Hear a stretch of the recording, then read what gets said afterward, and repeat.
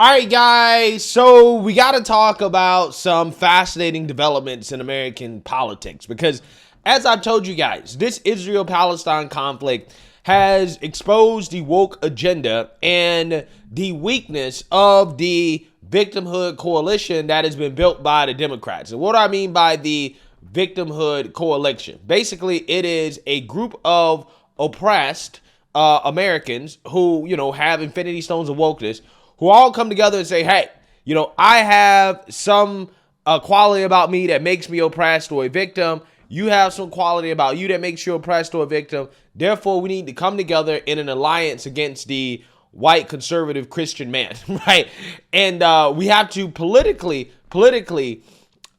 stick together and all vote for the same things, even though we really don't have that much in common, okay? And the cracks in the Victimhood Coalition have been showing up over the past few months because, again, the Victimhood Coalition is led by woke radicals, and everybody's not on board with woke radical extremism. For example, I've talked about how Muslims have stood up to the woke in regards to their agenda to push LGBTQ themes in school, right? Muslims who overwhelmingly vote Democrat said, no, we don't like this, right? We don't like the woke agenda that you're pushing in school on our children. It goes against our religion. Now, all of a sudden, you have Muslims who are vowing not to vote for Joe Biden, to abandon Joe Biden because of his support for Israel during this Israel-Palestine conflict. While at the same time, you have another group of people who, are overwhelmingly kind of Democrat voters as well, too, which is the Jewish community. They are upset with the woke left and their support for Palestine, and also what they are defining as overt anti-Semitism towards Jewish people in this country because of what's going on overseas. Now, this has been a big deal, okay? I mean, our policymakers have spent a whole lot of time fighting hate and bigotry in Congress, right? Especially when it comes to this issue of what is happening to Jewish Americans in regards to the rhetoric that they're facing from the woke progressive left. And this has actually cost a couple of major college presidents, university presidents, their jobs. And a lot of them are coming under fire because they seem to be failing to denounce and to do anything about the alleged anti-Semitism on college campuses. Take a look. Tonight, the pressure is growing on the presidents of the elite universities of Harvard and MIT to resign. This weekend, the president of the University of Pennsylvania, Liz McGill, stepping down after critics blasted her testimony before Congress about anti-Semitism on campus. Harvard's president, Claudine Gay, also being criticized for this response. Does calling for the genocide of Jews violate Harvard's rules of bullying and harassment? Yes or no? It can be, depending on the context. Does not depend on the context. The answer is yes, and this is why you should resign. That Congresswoman, Republican Elise Stefanik, tweeted after the resignation at UPenn, 1 down, 2 to go, referencing the leaders at Harvard and MIT. Harvard's president did later apologize, writing in part on X, "Let me be clear, calls for violence or genocide against the Jewish community or any religious or ethnic group are vile. They have no place at Harvard, and those who threaten our Jewish students will be held to account." But that hasn't quieted her critics, including the billionaire alumnus Bill Ackman, who is actively pushing for her resignation. Jonathan Greenblatt is CEO of the Anti-Defamation League. Is ADL calling for these leaders to resign? I think ADL is saying we want action. And if the presidents prepare clear and well-developed plans to their boards, demonstrate how they are prepared to take real, immediate steps, I think that might allay many of the concerns. Universities across the country have faced mounting criticism over their response to the war. Some Jewish and Muslim students say too little is being done to protect them. It's important for people to understand that we're all in it together, and everyone is hurt and everyone feels, quite disturbed by, this situation. Dana Griffin, NBC News.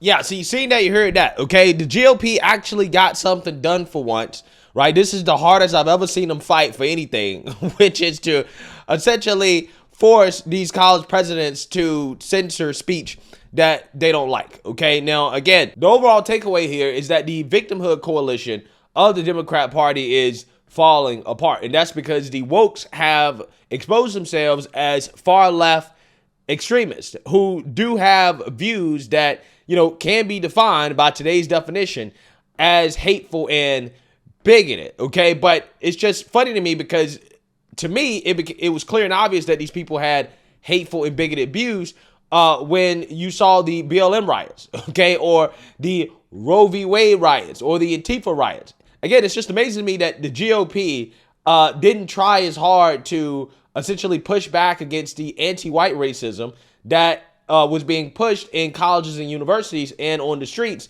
as they're pushing back against the anti-Semitism that is on college campuses. Again, it's just amazing how that works. Okay, I'm just saying the woke left exposed themselves as radical extremists a long time ago, but yet they just waited to now to decide to actually really give a damn about it. Fascinating stuff. But anyways, what also is happening is that you have CNN, Fareed Zakaria, who, you know, brands itself as a centrist, so maybe this is not too surprising, but he has now released a report in which he is essentially slamming wokeness at colleges and universities. Now, again, this comes amid the fact that, you know, wokeness has gotten too extreme, and they are realizing that, wait, a lot of this extremism is actually being harbored and promoted on college campuses. It's more about pushing an agenda rather than academic achievement, and these kids are being indoctrinated. Again, it's just funny how it takes all of this. It takes this specific situation for them to realize that what conservatives have been complaining about in regards to what's happening at college and campuses forever actually is true, right? And is real. And it's a big problem. Here's my take. When one thinks of America's greatest strengths, the kind of assets the world looks at with admiration and envy, America's elite universities would long have been at the top of that list. But the American public has been losing faith in these universities for good reason. 3 university presidents came under fire this week for their vague and indecisive answers when asked whether calling for the genocide of Jews would violate their institution's codes of conduct. But to understand their performance, we have to understand the broad shift that has taken place at elite universities, which have gone from being centers of excellence to institutions pushing political agendas. People sense the transformation. As Paul Tuff has pointed out, the share of young adults who said a college degree was very important fell from 74% in 2013 to just 41% in 2019. In 2018, 61% of those polls said higher education was headed in the wrong direction, and only 38% felt it was on the right track. In 2016, 70% of America's high school graduates were headed for college. Now that number is 62%. This souring on higher education makes America an outlier among all advanced nations.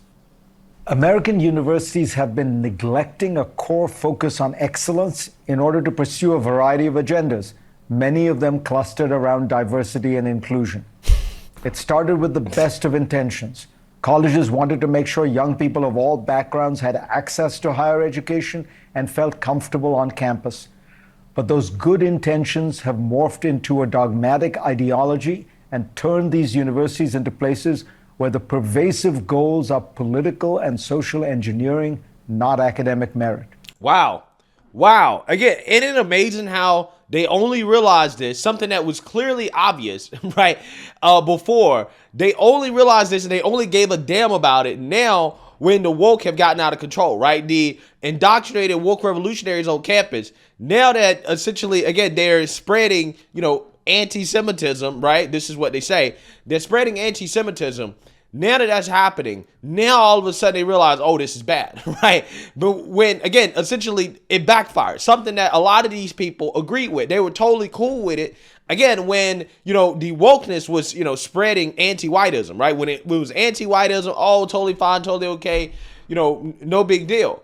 Now when it comes to the wokeness, get to the point now where they're, being anti-Semitic, oh, it's a problem, right? It's a big, big, big problem. This is an issue. We got to deal with this. It's out of control. Colleges aren't about academics anymore. They're about pushing an agenda. Again, this is something conservatives have been talking about for years. For years. It's almost as if the conspiracy theorists always happen to be right, right? And this is why they push back so much against so-called conspiracies, because they know that the conspiracies ultimately end up becoming correct, right? As the evidence produced for the recent Supreme Court case on affirmative action showed, universities have systematically downplayed merit-based criteria for admissions in favor of racial quotas. Some universities' response to this ruling seems to be that they will go further down this path, eliminating the requirement for any standardized tests like the SAT. That move would allow them to then take students with little reference to objective criteria. Why are they doing this? Again, I'm telling you, this is what I've talked about before. I talked about it a little bit yesterday, and I told you guys, once you see it, you can't unsee it. This country is being systemically dumbed down when it comes to politics and people being informed on the issues. And it's happening in our public schools, it's happening in our universities, it's happening in our corporations, it's happening in our government. Okay, it is systemically being done where people only know how to talk about a policy debate or any issue through the lenses of wokeness, right? Through the lenses of, well, is this potential bigotry, right?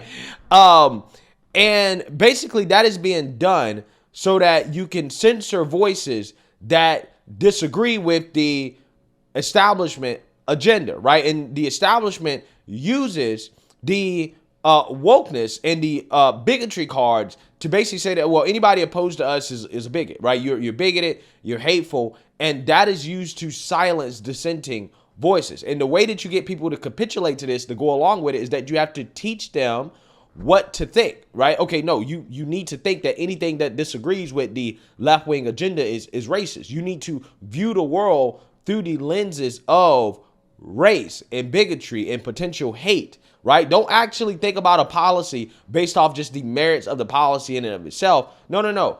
It's always about whether or not there's potential bigotry involved, right? So what happens is that when you're teaching students to think that way, right, not actually how to critically think, it makes it a lot easier to control them. It makes it a lot easier to get them to support your political agenda, right? And this is why you see people overwhelmingly continue to vote progressive in these liberal cities, and then they get the policies that they vote for, and then they want to act like, oh, well, I'm shocked and surprised that allowing illegal immigrants to stay here in these sanctuary cities is a bad thing, right? Or that being soft on crime is a bad thing. Why are they surprised? Because anybody with common sense and critical thinking skills could have known that sanctuary cities was a bad policy, or that, being soft on crime is a bad policy. But see, again, because they don't have the ability to critically think, they only can view it through the lens of, well, social justice. Well, it's racist to lock up black people, or it's racist not to allow illegal immigrants into the country. So therefore, I guess I have to support this policy until they actually feel the effects of the policy and they realize, oh, wait, I've been bamboozled and hoodwinked, led astray, run amok, tricked, right? It just so happens that these are bad policies, okay? Despite the left-wing narrative that opposing such policies means that you're racist. It's amazing how that works. And again, like I said, this dumbing down of our politics is systemic. What you're seeing from these universities in response to affirmative action is that, well, we're just going to get rid of all standardized tests, right? We're basically going to try to take out more merit, right? They don't want merit. Why do they want merit? Because if you let people in based off merit, actual smart critical thinkers, right, then that is a threat to the woke agenda. They don't want smart kids. They don't want critical thinkers. They want sheeps, right? They want woke sheeps that feel oppressed, that are ready to sit and to, go along with the woke agenda, right? This is what they want. And again, this is systemic. And it's just funny to me how it took this situation right here for an outlet like CNN, who again also is guilty in the dumbing down of our politics, to realize what's a part of the problem, that wokeness is going too far. Again, it's amazing, because the irony here is that because of the fact that, again, our politics have become so dumbed down that all people know is, well, if you disagree with me, that means you're bigoted. You're seeing the ultimate conclusion of that, which is mutually assured destruction, right? So you have the woke college students that support Palestine, basically boohoo whining and crying bigotry if you support Israel. And then you have the people that support Israel, boohoo whining and crying bigotry if you support Palestine. So both groups are basically crying bigotry. They're both saying that, the opposing side hates them and doesn't want them to exist and, is participating in the genocide, right? They're both saying the same things. They're making the exact same arguments against each other. And you're watching the Democrat coalition destroy each other with the same tactics that they use to try to destroy their political opponents, which typically are on the right, okay? We talking about cancel culture. A lot of these, woke college students that come out against Israel, they're getting canceled. They're losing jobs. They're losing opportunities. They won't be hired anywhere. Again, which is what happened to right-wingers, okay? What happens to conservatives. Again, that same tactic has now been turned around and used against them, a tactic that they supported being used against conservatives. Now, you got people like Rashida Tlaib in Congress who routinely cries hate and bigotry anytime anybody disagrees with her, right? Instead of engaging in an actual conversation discussion, now she's mad that the bigot card is being used to silence her. When it's like, well, you use the bigot card to silence everybody else, to silence your political opponents, but all of a sudden you don't like it now that it's being used against you to silence you. Again, it's amazing, right? It's absolutely amazing what is happening in American politics. It's fascinating stuff. It should be studied, really. Of course, those who would suffer most would be bright students from poor backgrounds who normally use tests like the SAT to demonstrate their qualifications. In the humanities, hiring for new academic positions now appears to center on the race and gender of the applicant, as well as the subject matter, which needs to be about marginalized groups. A white man studying the American presidency does not have a prayer of getting tenure at a major history department in America today. Grade inflation in the humanities is rampant. At Yale, the median grade is now an A. New subjects crop up that are really political agendas, not academic fields. You can now major in diversity, equity, and inclusion at some colleges. Yeah, again, this is just, it's ridiculous, bro. It's ridiculous. Like, what skills are you learning by learning about diversity, equity, and inclusion? You're not learning skill at all. Again, this is why college is bloated. This is why I don't support free college. I don't. As long as college is this bloated, there's no way in hell we can require everybody to contribute to this system, right? We can't have our tax dollars allowing kids to go to school for free just to be indoctrinated like this. It's already happened in our public schools. Just imagine if we started sending everybody to college. We have woke zombies walking around, okay? Again, it's stuff like this that makes college more expensive than it should be, and it needs to be defunded.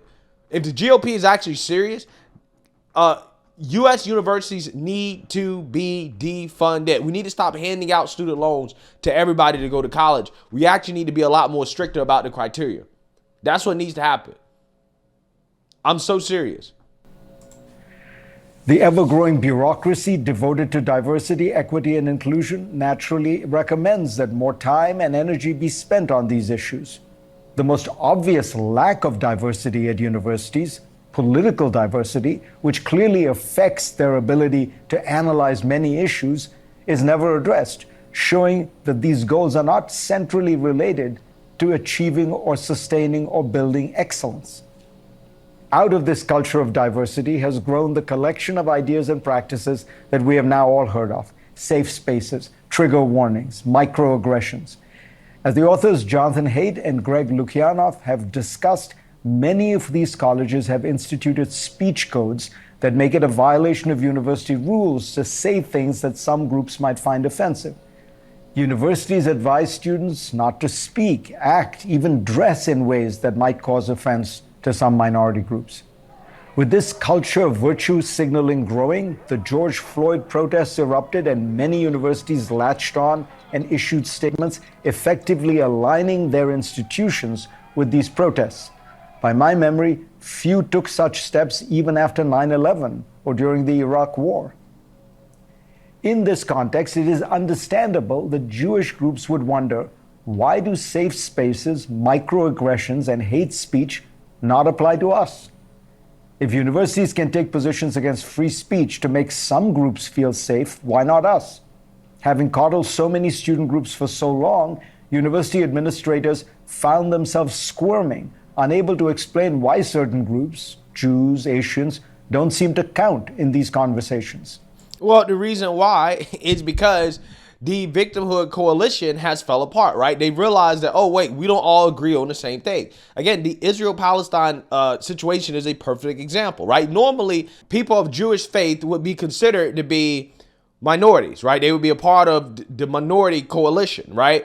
However, what's happening, just like what you saw happen with Muslims and LGBTQ, is that when it comes to certain issues, clearly they're going to be opposed to the far left woke agenda, right? Most of the far left woke agenda, the minority coalition, they support Palestine. However, Jews, on the other hand, they support Israel for obvious reasons. There is fundamental opposition from both groups on this issue, and they're extremely passionate about the issue for obvious reasons. Again, that has basically put cracks or destroyed the minority coalition that has been built by the Democrats in these woke universities, where they've essentially had all these people come together, these people who, you know, typically vote Democrat, they come together and say, hey, you guys are all the same and we all agree on the same things, even though they don't, right? Because they want to stand up against, again, conservatism, right? They want to push back against the right. And again, that was bound to fall apart because these people have gotten more and more and more extreme, okay? They've been indoctrinated in an extreme ideology. And again, what happens when you let your monster get out of control, right? Eventually, the monster turns around on you, right? They turn back around on you. That's what happens. And that's what's happening to Democrats right now, okay? And these woke universities are essentially in a deer in the headlight in regards to having to deal with the problem that they created, the monster that they created. Having gone so far down the ideological path, these universities and these presidents could not make the case clearly that at the center of a university is the free expression of ideas, and that while harassment and intimidation would not be tolerated, offensive speech would and should be protected. As CNN's Van Jones has eloquently said, the point of college is to keep you physically safe, but intellectually unsafe, to force you to confront ideas that you vehemently disagree with. Yeah, again, talk to Van Jones about his response to Vivek Ramaswamy and his ideas that he was putting out there that Van Jones was shaking over, right? He was pearl clutching over, right? What we saw in the House hearing this week was the inevitable result of decades of the politicization of universities. America's top colleges are no longer seen as bastions of excellence, but partisan outfits, which means they will keep getting buffeted by these political storms as they emerge. They should abandon this long misadventure into politics, retrain their gaze on their core strengths, and rebuild their reputations as centers of research and learning. Yeah, and that will require for them to be defunded, right? They need to be defunded, okay? We need to basically reform higher education as a whole, right? We need to stop sending these kids to go to these colleges where they're not learning anything but indoctrination, okay? We need to stop pouring federal funds into these colleges and universities that are inflating their prices. However, their degrees are not getting more valuable. In fact, their degrees are getting less valuable, but yet you're paying more for a degree that is not going to help you get a positive return on investment. And that is the biggest problem with colleges and universities. And again, the woke agenda is a part of it. But again, you know, this is one of those things that were inevitable, right? This is what happens when you promote woke extremism, when you foster it, when you coddle these people, when you don't expose them to different points of view. This is what happens. It gets out of control. So, hey, the left has to continue to deal with the monster they created. And it's a pretty fascinating situation, what we're witnessing in U.S. politics right now. Let me know what you guys think. Make sure you like, comment, and subscribe. Most importantly, share a Black conservative perspective. Peace.